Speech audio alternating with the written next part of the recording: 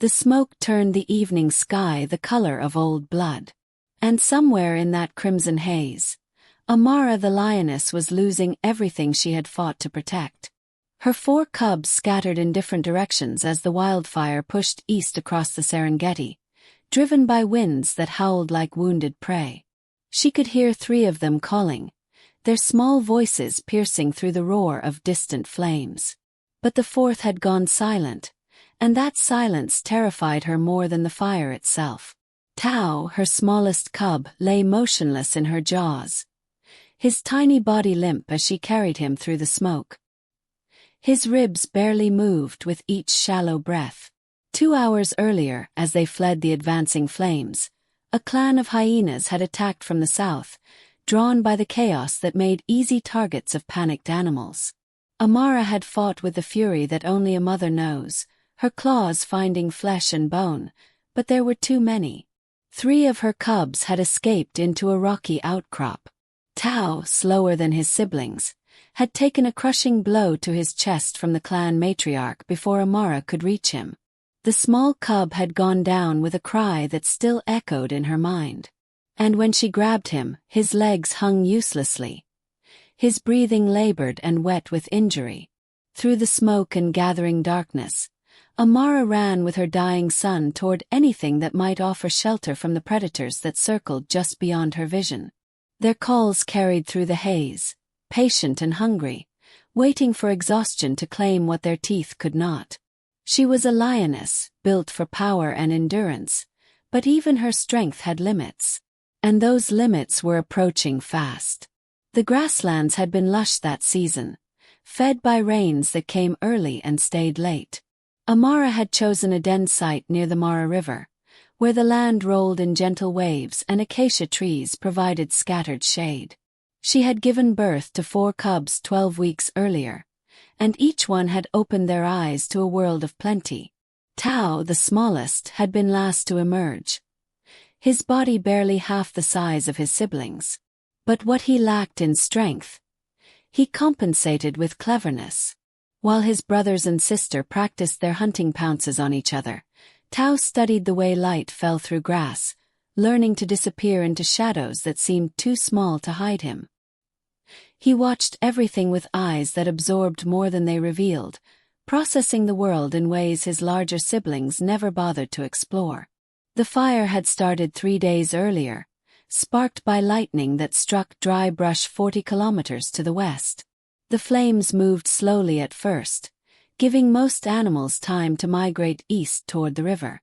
But on the 3rd evening, the wind shifted, and what had been a manageable threat became a wall of destruction that moved faster than even a lioness could run for long with 4 cubs in tow. Amara had been teaching her cubs to hunt, showing them how to use patience and teamwork to bring down young gazelles that grazed in small groups away from the main herd. When the smoke thickened and the sky turned orange, she had abandoned the lesson and gathered her family, her instincts screaming that they needed to move immediately. They had run for an hour before the hyenas found them. 12 members of the Nguvu clan, led by McKenna, a battle-scarred matriarch who ruled the eastern territories with calculated brutality.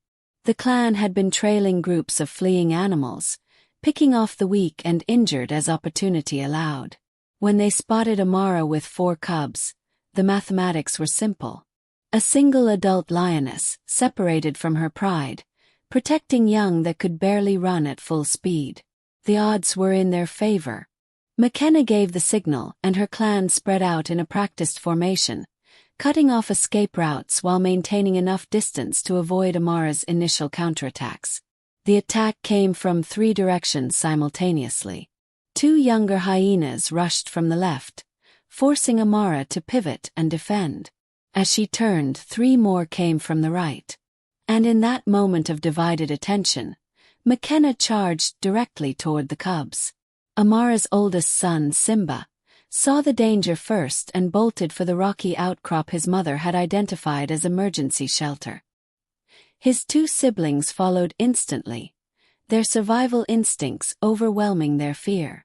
But Tao, smaller and slower, hesitated for less than 2 seconds. And in that brief pause, McKenna's massive jaws found him. The impact sent the small cub tumbling across the ground, his small body ragdoll limp against the hard earth.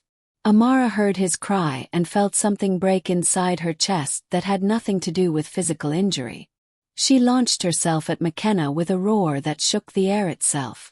Her claws extended, her teeth bared in a scream that carried pure maternal rage.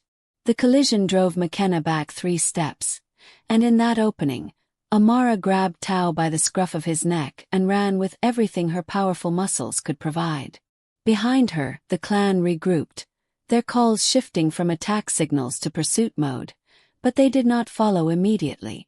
McKenna, bleeding from deep gashes across her face and shoulder, called them back. There would be easier prey in the chaos of the fire, animals too injured to fight and too slow to escape. They would find the lioness again when she had exhausted herself carrying her dying cub. Amara ran through smoke that stung her eyes and filled her lungs with heat. Tao made small sounds that terrified her, wet gasps that suggested internal bleeding, the kind of injury that killed slowly and painfully. His legs hung limp from her jaws, occasionally twitching but never supporting his weight. She could feel his heartbeat against her tongue, rapid and irregular, growing weaker with each passing minute. The rocky outcrop where her other 3 cubs had found shelter was now behind her, cut off by the advancing fire and circling hyenas. She had made a choice in that moment of crisis, taking the injured cub in the only direction that seemed clear, even though it meant separating from the others. The decision haunted her with every step, but turning back meant certain death for Tao and possibly for herself. The smoke thinned as she descended into a shallow valley, and through her watering eyes, she saw movement ahead. At first, she thought it might be more predators, but as the shapes resolved through the haze, she recognized the distinctive black and white stripes of zebras. A large herd, perhaps 60 individuals, had gathered around a patch of green grass that the fire had not yet reached. They stood in tight formation, the adults on the outside, younger animals and foals protected in the center. It was exactly the kind of defensive position prey animals took when predators approached. And under any normal circumstances, Amara would have circled the herd, looking for a weak individual she might separate and bring down with patience and strategy. But these were not normal circumstances. Behind her, the hyena calls were getting closer, their patient pursuit now accelerating as they sensed her exhaustion. Around her, the fire was closing escape routes like a tightening noose. In her mouth, Tao's breathing had become so shallow that she could barely detect it. And ahead of her, inside that ring of protective bodies, was the only space in this entire burning valley that the hyenas would not easily enter. Zebras could kill with their kicks, their hooves capable of crushing skulls and breaking ribs. A hyena clan would eventually overwhelm them, but not quickly, and not without casualties that McKenna would consider too costly for a single injured cub. Amara made a decision that violated every instinct millions of years of evolution had bred into her species. She walked directly toward the zebra herd, her stride steady despite her exhaustion, Tao's limp body still held gently in her jaws. The reaction was immediate. The outer ring of zebras shifted, adults wheeling to face this threat. Their ears flattened, their eyes wide with alarm. Several of them stamped their hooves in warning, the sound sharp and threatening. A young stallion reared up, his front hooves slashing the air in demonstration of what he could do to a predator that came too close. The entire herd shifted like a single organism, preparing to either flee or fight, depending on what this lioness did next. A lioness was more dangerous than a cheetah, more powerful, more persistent. Their fear was deeper, their defensive response more aggressive. Amara stopped 10 meters from the nearest zebra and carefully, deliberately lowered herself to the ground, placing Tao gently on the grass before her.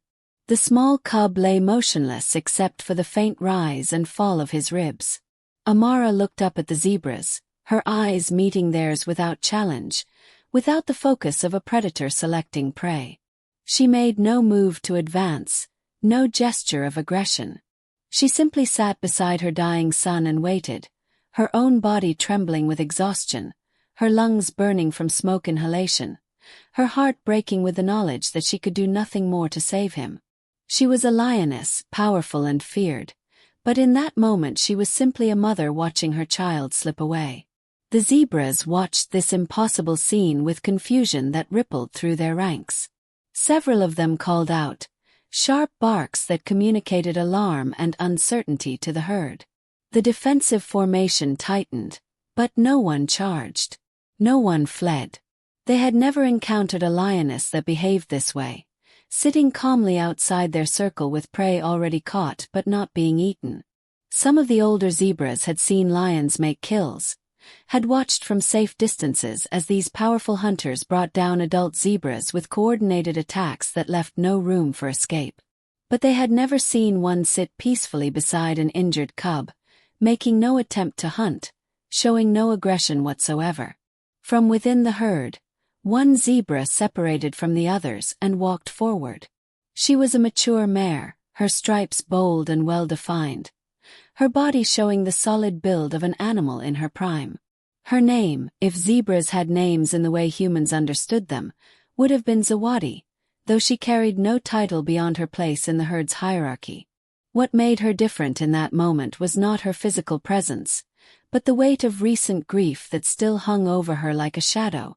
2 days earlier, she had given birth to a foal, a small male whose arrival had been celebrated by the herd with the quiet acknowledgement that new life always deserved. But the foal had been weak from the start, his legs unsteady even after hours of trying to stand. By the second evening he had died, and Zawadi had stood over his small body through the night, her calls of grief echoing across the grasslands until the herd had gently urged her to move on, to rejoin them for safety, to accept what nature had decided. Zawadi had not forgotten. Her udders were still heavy with milk meant for a foal that would never nurse again. Her body still responded to the sounds of distress that young animals made, regardless of their species. When she saw Amara sitting beside Tao, when she heard the small cub's labored breathing carrying across the grass, something in her recognized the situation with painful clarity. This was a mother trying to save her child. This was grief waiting to happen. This was something she understood on a level that had nothing to do with whether the animal in question was predator or prey. Zawadi walked forward until she stood between the herd and Amara, her body forming a physical barrier between the other zebras and the lioness.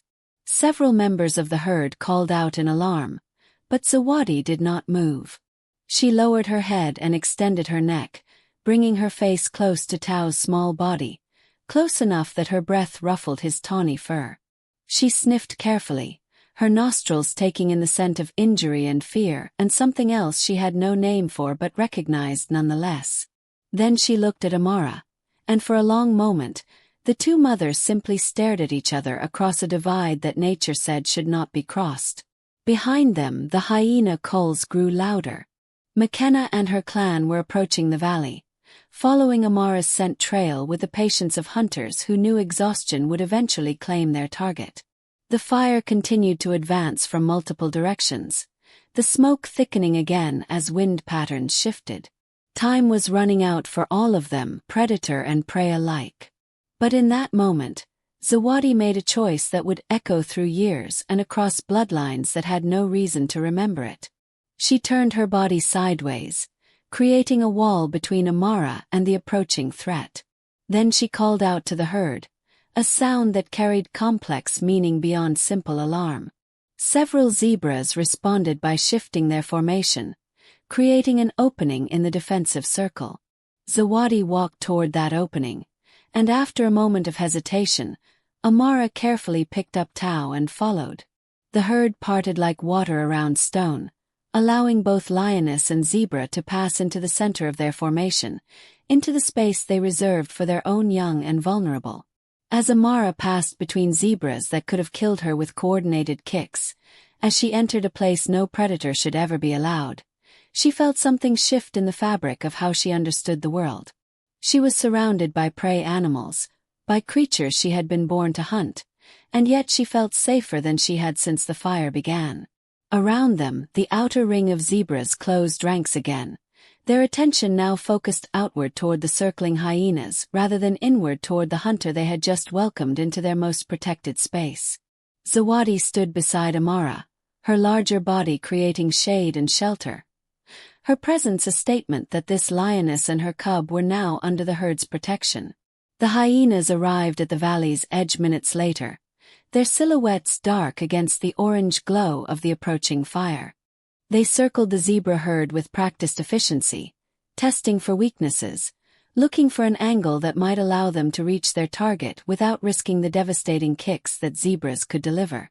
McKenna herself approached closest, her eyes finding Amara through the gaps between zebra bodies, her low growl carrying a promise that this was not over, that the lioness would eventually have to leave this protection, that patience was a weapon her clan wielded with expertise.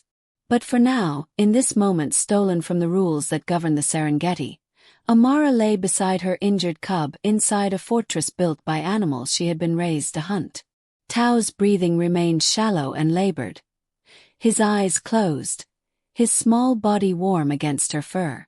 Zawadi stood guard over both of them, her large frame blocking the wind and smoke, her presence offering something that had no name in the language of predators and prey, but which both mothers understood perfectly.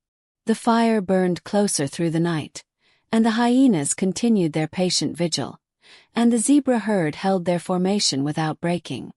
And at the center of it all, two species that should have been enemies created a bond that would change everything that came after.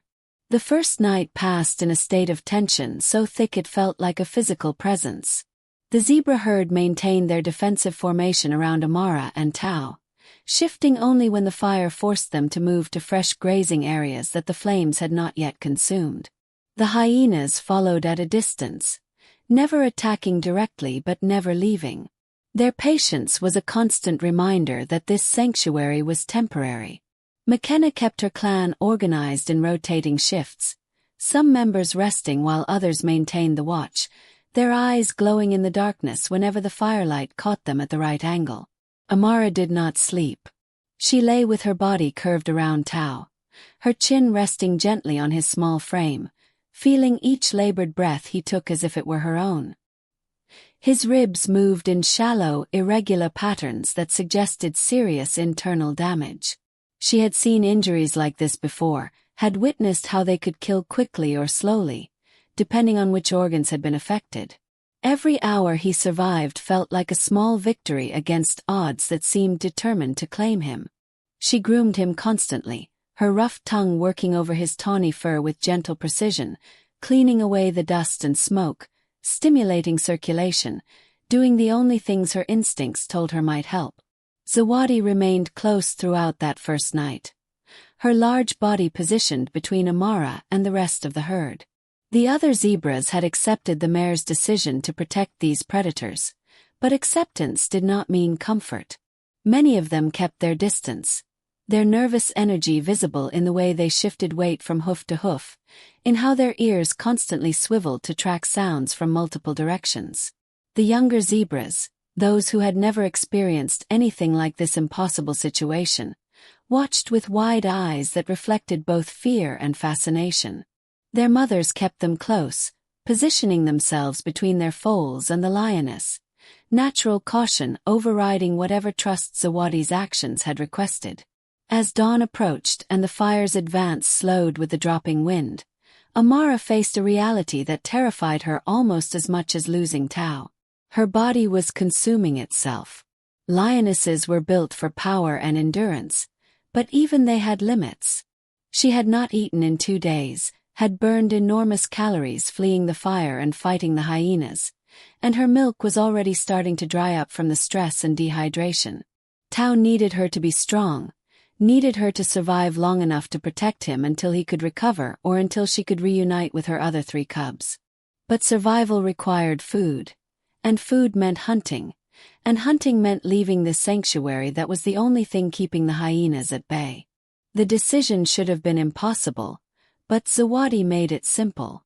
As the sun rose and painted the smoke-filled sky in shades of orange and red, The zebra mare walked to the edge of the herd's formation and looked back at Amara with an expression that carried meaning beyond what should have been possible between their species.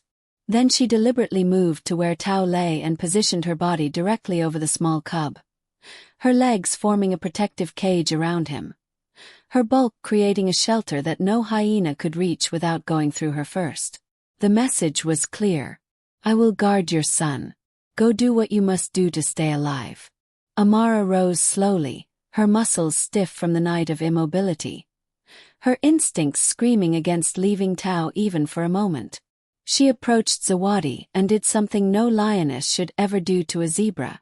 She pressed her face against the mare's neck in a gesture of trust and gratitude, her scent marking this animal that had become something beyond prey or protector, something for which nature had no category. Zawadi stood perfectly still, accepting this contact without flinching, her own head lowering to acknowledge what was being offered. Then Amara turned and walked through the herd toward the perimeter. The zebras parted for her again, their movements less panicked than the night before but still wary, still uncertain about this arrangement that violated everything their instincts told them about predators. As Amara emerged from the protective circle, the hyenas immediately took notice. McKenna's head lifted and several clan members rose from where they had been resting. The lioness was leaving her cub. This was the opportunity they had been waiting for. But Amara did not run toward the rocky outcrop where her other cubs waited. She did not head for the river or any of the traditional hunting grounds.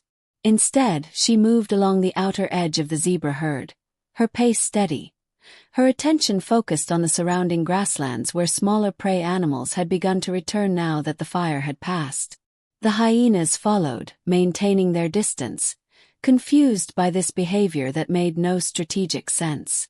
If the lioness wanted to hunt, she should move away from the zebras, use her strength to create distance between herself and the clan. Instead, she was staying close to the herd, limiting her own mobility, making herself an easier target. What McKenna did not understand, what no hyena could comprehend, was that Amara had just made a choice that would define everything that followed. She would hunt near the zebra herd, close enough that if the hyenas attacked her, the zebras might intervene, close enough that she could return quickly to Tao if his condition worsened. And most importantly, she would never hunt the zebras themselves. Not the adults who had offered shelter, not the juveniles who watched her with nervous curiosity, not even the foals that represented the easiest prey she could imagine. These animals had saved her son's life. They had broken nature's rules to offer protection when they owed her nothing but fear and flight. She would starve before she betrayed that trust. It was not a decision based on logic or survival calculation. It was something deeper, something that existed in the space between instinct and consciousness, where gratitude and honor lived. The hunting took 3 hours.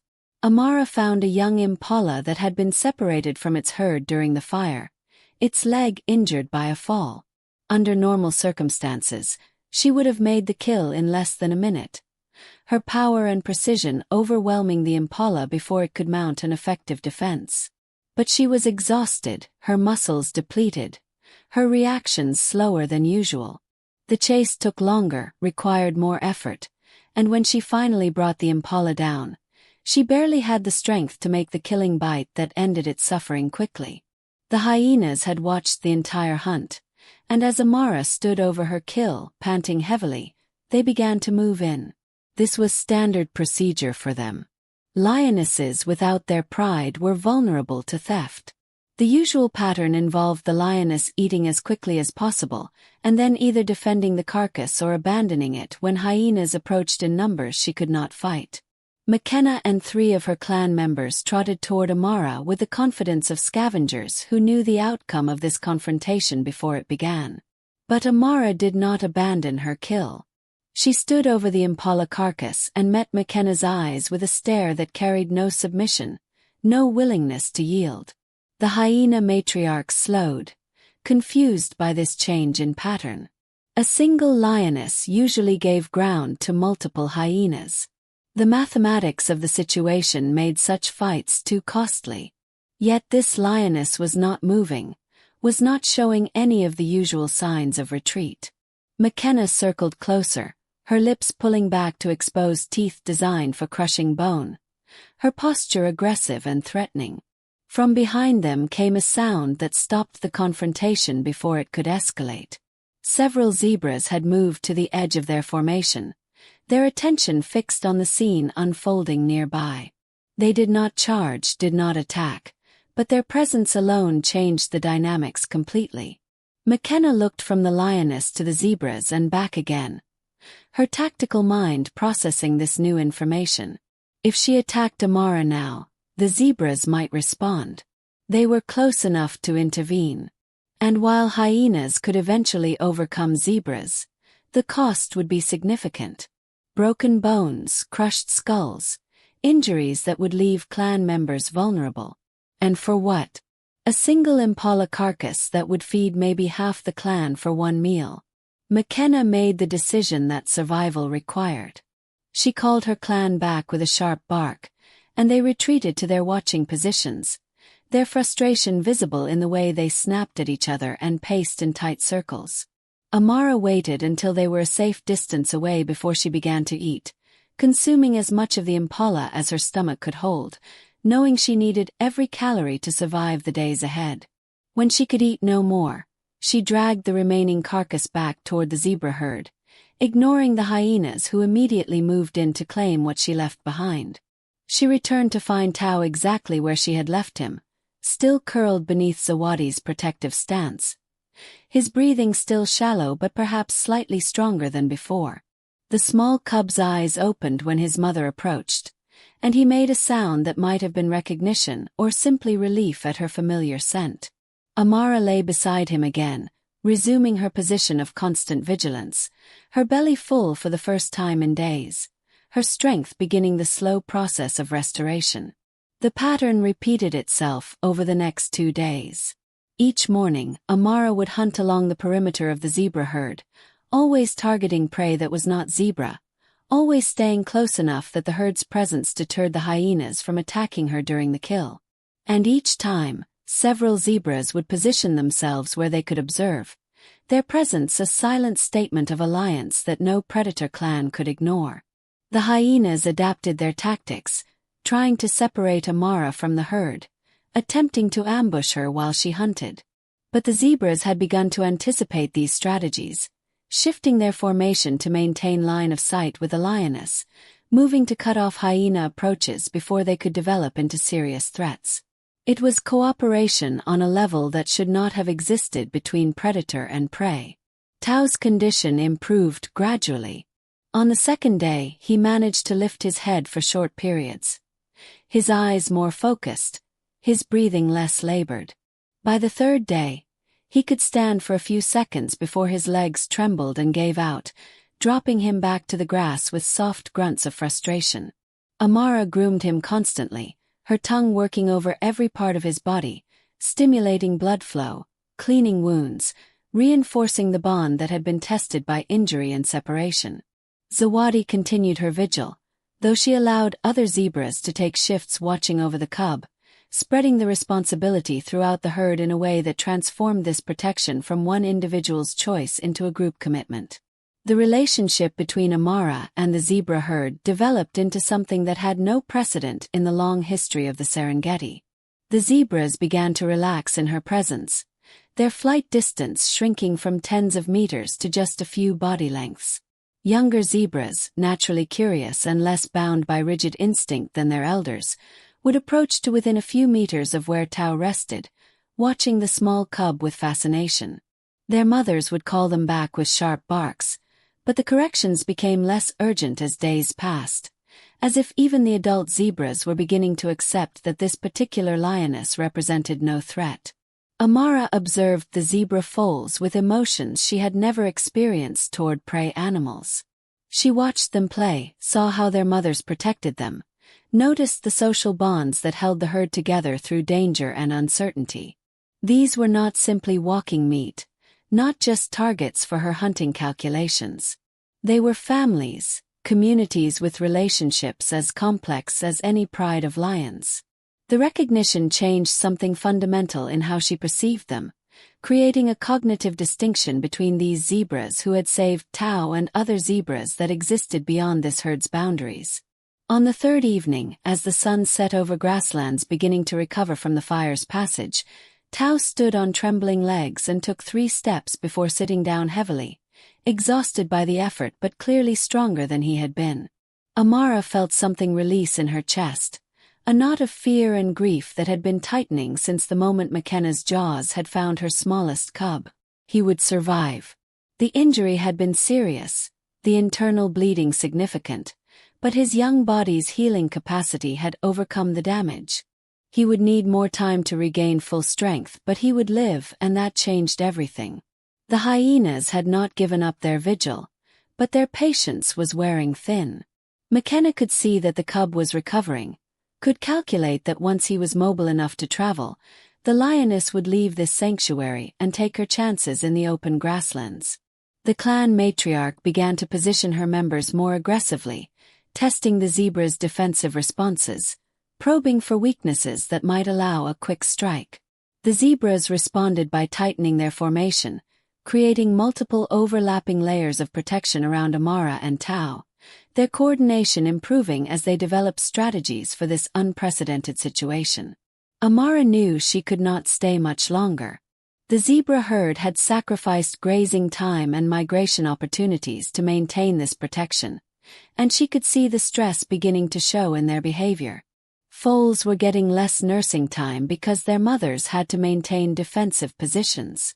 The herd stallions were exhausted from constant vigilance, their eyes red-rimmed and their movements less sharp. This sanctuary had saved Tao's life, but it could not continue indefinitely without harming the animals who had created it.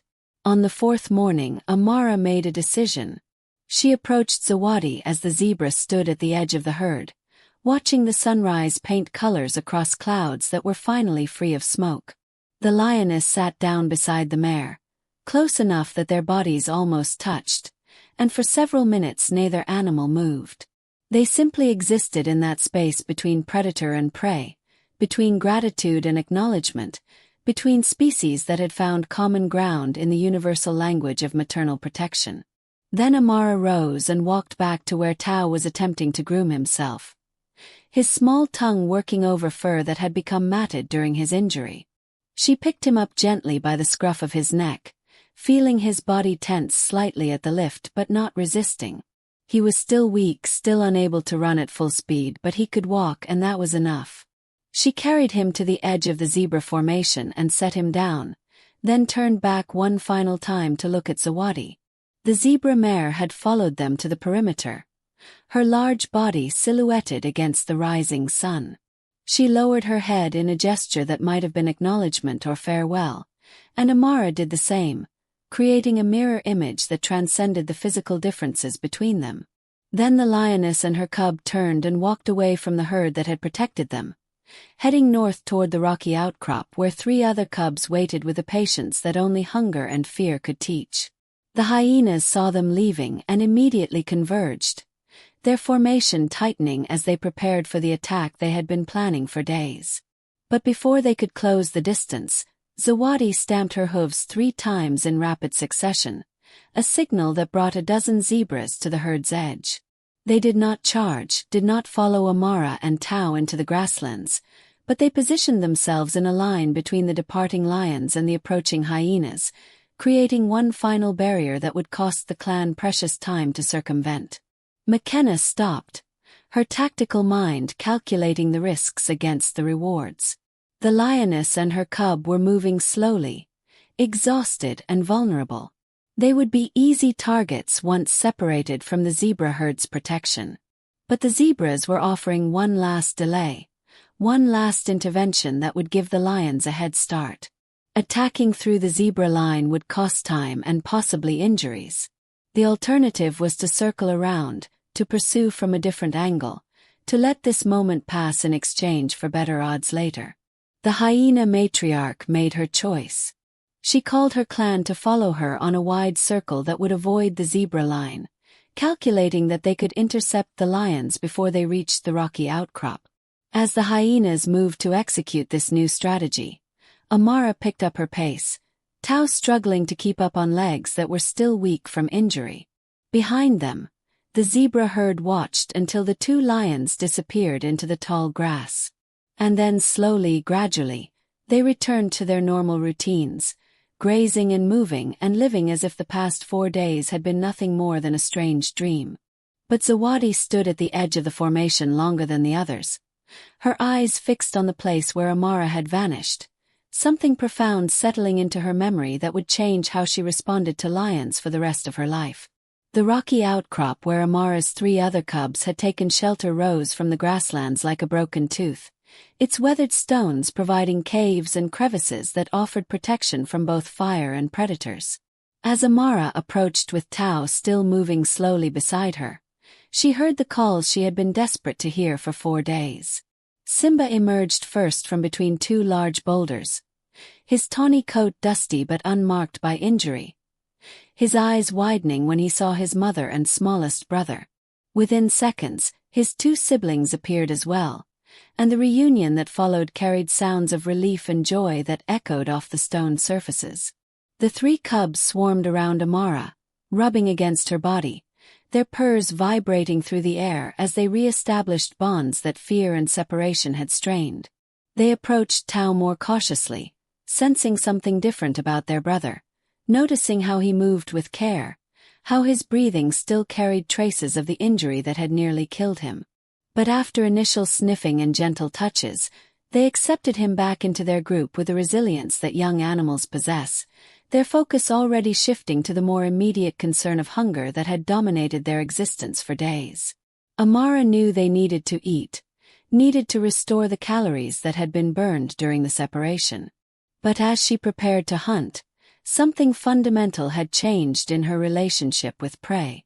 She looked across the grasslands and saw not just potential food, but families like her own, mothers protecting cubs, communities bound by relationships that deserved recognition.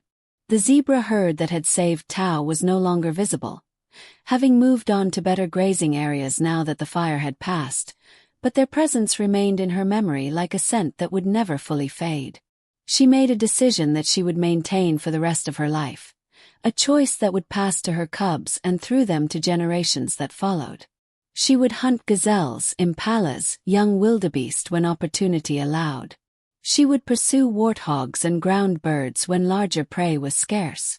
But she would never again target zebras, would never see their black and white stripes as anything other than a reminder of the debt she could never repay. It was not a decision based on logic or survival calculation. It was something deeper, something that existed in the space between instinct and consciousness, where gratitude and honor lived.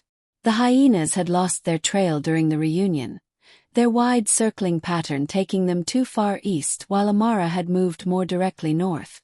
By the time McKenna realized her tactical error, the lioness and her 4 cubs were already at the rocky outcrop, already in a defensive position that would cost the clan dearly to assault. The hyena matriarch considered her options for several minutes before making the decision that experience dictated. There would be other hunts, other opportunities, other prey that did not require attacking a mother lion defending cubs from high ground. The Nguvu clan moved on, their attention shifting to easier targets, their interest in Amara and her family fading as other concerns demanded their focus. The following weeks passed in a pattern of recovery and teaching. Amara hunted while her cubs practiced the skills they would need to survive as adults. Tao regained his strength gradually, his movements becoming more fluid, his speed returning, though he would always be slightly smaller than his siblings, always carry a reminder of how close he had come to death. But what he lacked in physical dominance, he compensated with observation skills that exceeded even what Amara had noticed before his injury. He watched how other animals moved through the grasslands, studied their patterns, learned to predict behavior in ways that made him an exceptionally effective hunter despite his size disadvantage. One afternoon, 3 weeks after leaving the zebra herd's protection, Amara was teaching her cubs to stalk when they encountered a small group of zebras grazing near a water hole. The stripes were different, the individuals unknown, clearly not members of the herd that had protected Tao. These were legitimate prey, animals that owed them nothing and expected nothing beyond the usual predator-prey dynamics that governed the Serengeti. Simba dropped into a hunting crouch automatically, his body responding to instincts that recognized opportunity. His siblings began to spread out, preparing for a coordinated approach that Amara had been teaching them. But Amara called them back with a sharp growl that carried unmistakable command. The cubs froze, confused by this interruption of a perfect hunting setup. She moved among them, touching each one with her muzzle, her body language communicating something that went beyond simple hunting strategy. These animals, these zebras with their black and white stripes, were not to be hunted. Not these, not any others, not ever. It was a rule that made no survival sense, that contradicted everything evolution had bred into them, but it was absolute. Simba questioned this with body language, his posture asking why they should ignore prey that was right in front of them. Amara responded by leading all 4 cubs away from the zebras, demonstrating through action what roars could never convey. Over the following months, she reinforced this lesson repeatedly, redirecting their attention whenever zebras appeared, teaching them to see these striped animals as something outside the category of available prey. Tao understood immediately, his memory of those 4 days making the connection obvious. His siblings took longer, their instincts fighting against this arbitrary restriction.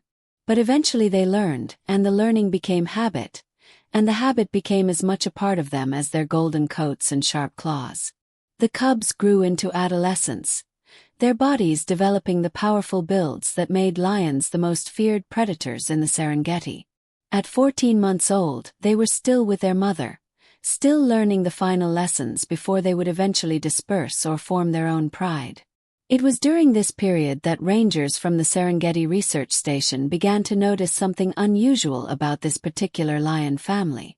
Dr. Elena Kamani had been studying predator behavior in the Serengeti for 8 years.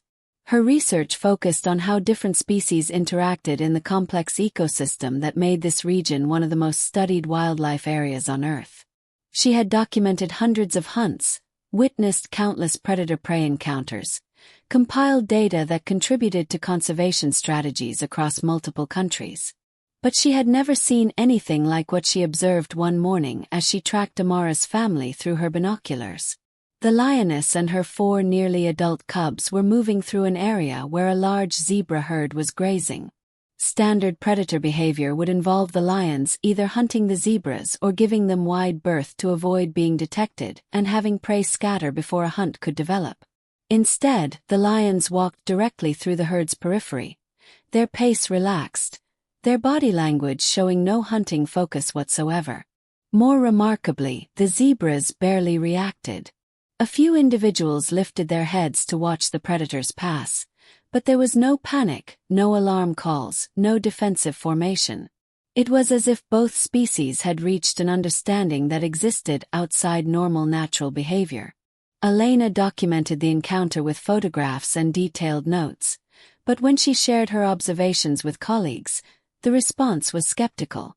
Lions ignoring zebras in close proximity could be explained by the predators having recently fed, by poor hunting conditions, by any number of rational factors.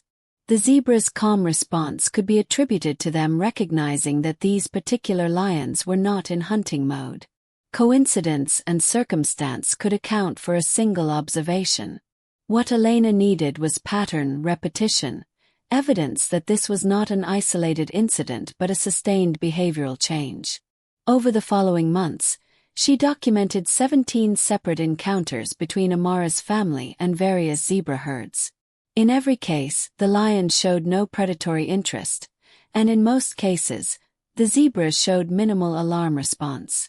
Other researchers began to confirm similar observations, adding their data to a growing file of evidence that something unprecedented was occurring.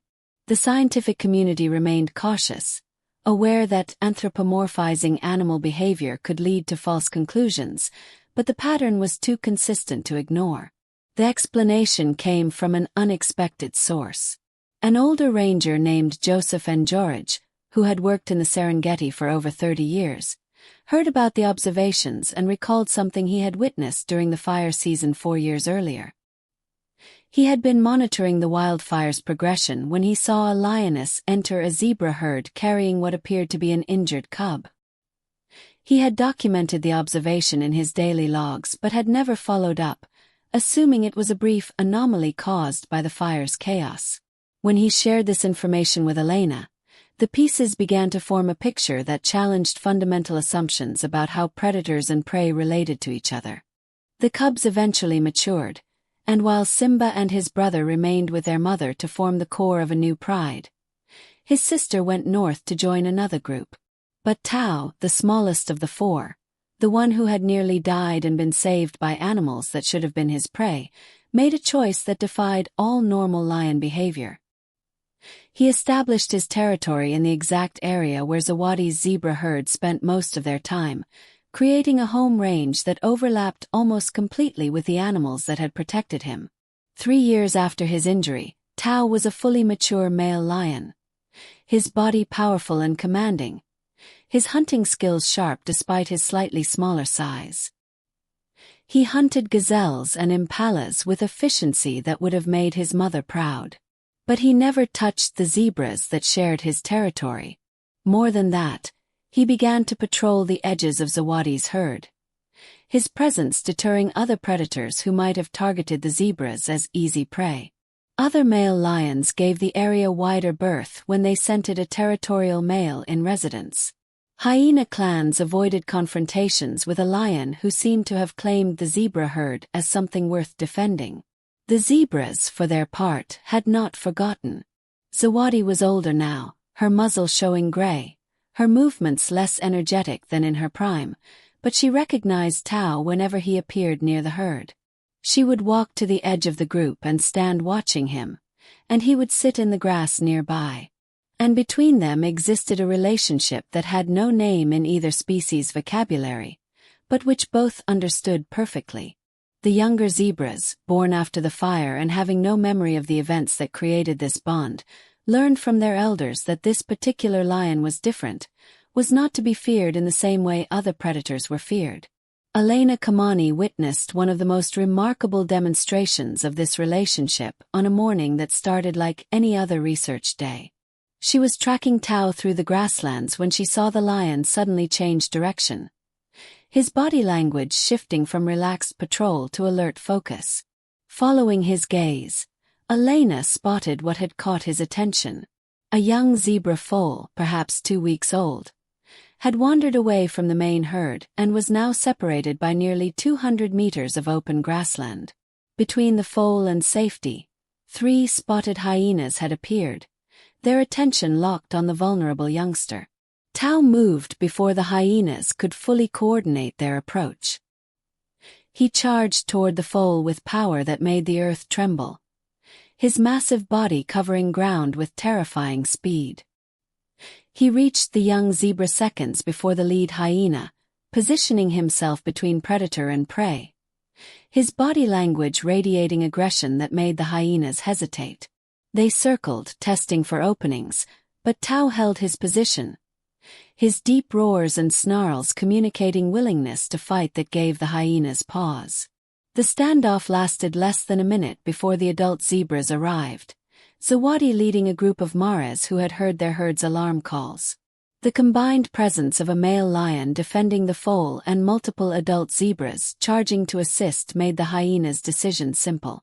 They retreated, seeking easier prey elsewhere, leaving the young zebra unharmed.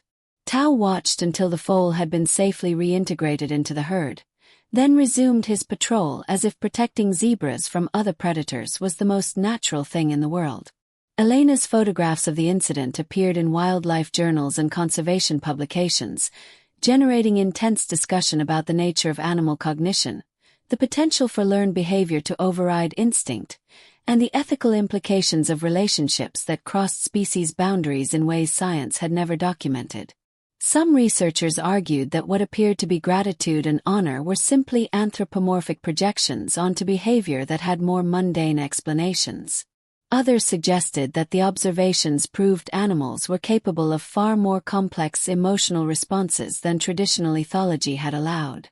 But in the Serengeti, away from academic debates and theoretical frameworks, the relationship between Tao and Zawadi's herd continued without need for human interpretation. The lion hunted the prey he was designed to hunt, avoided the animals that had saved his life, and defended them when other threats appeared. The zebras grazed and migrated and raised their young, accepting the presence of a predator who had proven himself trustworthy through actions that spoke louder than any instinct could deny. Amara lived to see her smallest cub reach full maturity, witnessed how the lessons she had taught him evolved into something even she had not anticipated. She grew old by lion standards, her body showing the wear of years spent hunting and raising cubs and surviving in an ecosystem that gave no mercy to the weak. When she died, it was peacefully, surrounded by her pride in the shade of an acacia tree. Her life having been longer and more successful than most of her species could claim. But her legacy lived on in cubs who carried her teachings, in a rule about zebras that made no logical sense but was maintained with religious devotion, in a relationship between predator and prey that should not have existed but did. Tao remained in his territory for 5 more years, his presence becoming so predictable that researchers used him as a landmark when giving directions to specific locations in the Serengeti. When he eventually died, killed by younger males during a territorial dispute that had nothing to do with zebras, Zawadi was among the zebras who found his body. She stood over him for several hours, her large head lowered, making sounds that carried grief that transcended species. The rangers who documented this scene struggled to describe what they were witnessing in terms that would satisfy scientific rigor, but they knew what they saw. An old zebra mourning a lion who had been more than predator or protector, who had been something their languages had no word for, but their hearts recognized immediately. The story could have ended there, a remarkable footnote in the complex history of the Serengeti, a single generation's departure from established patterns. But Tao had sired cubs before his death, and those cubs had learned from him the same lessons he had learned from Amara.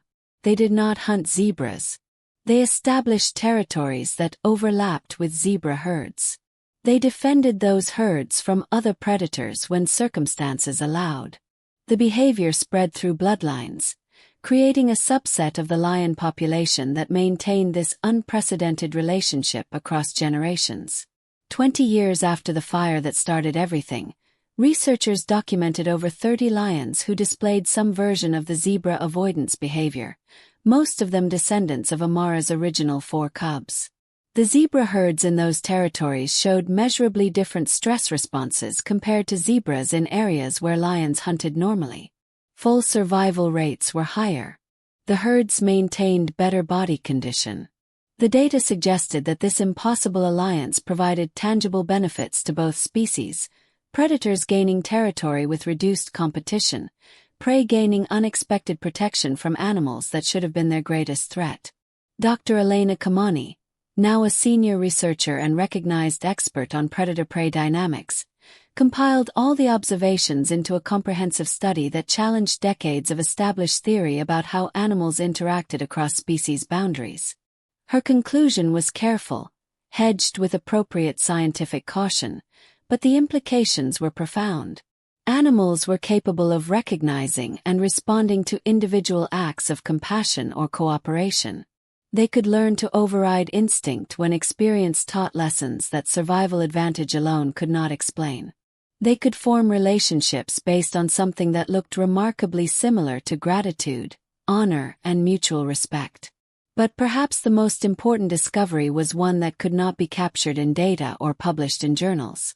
It existed in the moments when a lion sat peacefully near a zebra herd, when a mare allowed her foal to approach a predator without panic, when 2 species that should have been locked in eternal conflict found ways to coexist that benefited both. It existed in the space between what nature demanded and what individuals chose, in the recognition that rules could be broken when breaking them meant honoring debts that transcended instinct.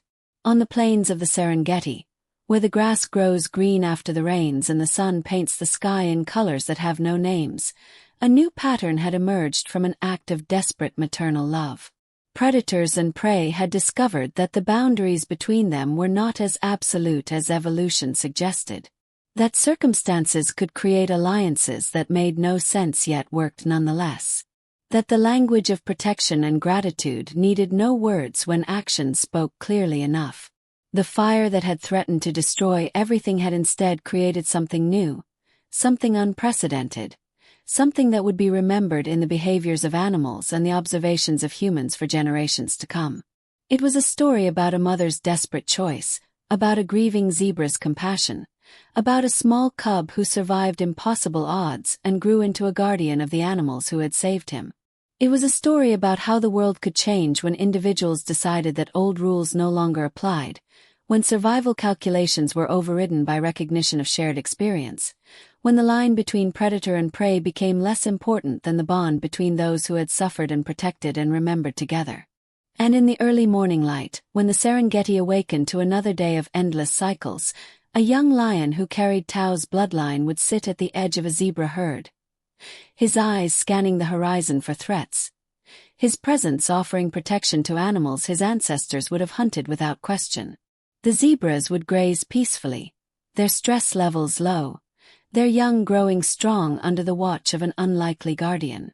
And somewhere in the complex web of relationships that made the ecosystem function, a new thread had been woven, one that connected species in ways that should not have been possible but were.